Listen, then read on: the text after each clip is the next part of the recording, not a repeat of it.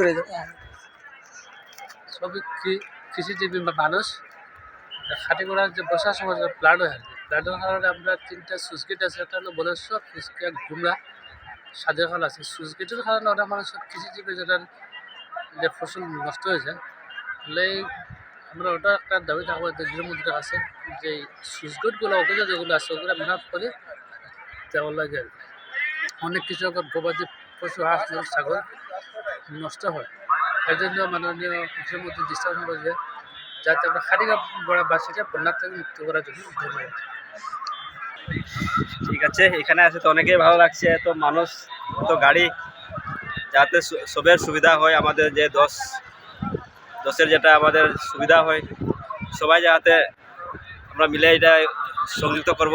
আর আমাদেরকে মুখ্যমন্ত্রীর তরফ থেকে আমাদেরকে সহযোগিতা করো, যাতে আমাদের রাস্তাঘাট এবং আমাদের মানুষের সুবিধা যেগুলো হয় সুন্দর মতো যাতে হয়।